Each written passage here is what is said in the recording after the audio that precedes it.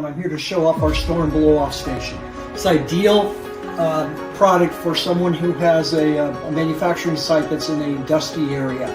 So instead of the employees using compressed air, which is extremely dangerous and costly, or going home with the dirty clothes on, we designed this product that can be installed in any location. It operates off of electric power, and it's got a blower system, so it does not take compressed air. I've equipped this one that has a foot switch on it. And the foot switch is just a bellows unit. It looks like this. And all they're going to simply do is step on this. And as long as they continue to step on this, the unit will operate. The other way it can operate is if they simply press the green button. So they would take the unit out of the holster. It has just about a 5-foot hose on it. And it's got a little chip guard here, so nothing can fly back. And all they would simply do is either press the button. So this time I'll press the button without pressing on the foot switch and show you the operation.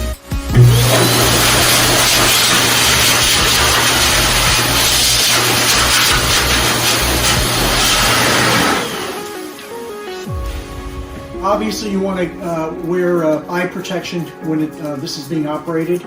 It can be extremely dangerous, even though it is only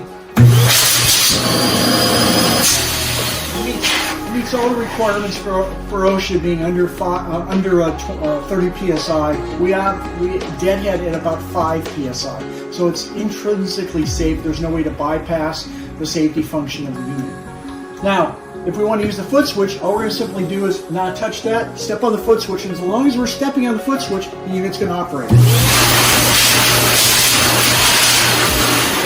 As soon as we step off the unit, it goes off. There's no need for a timer. There's no need for anything else. It can all be hands-free. When they're done, they simply put it in the holder and they're done with the unit.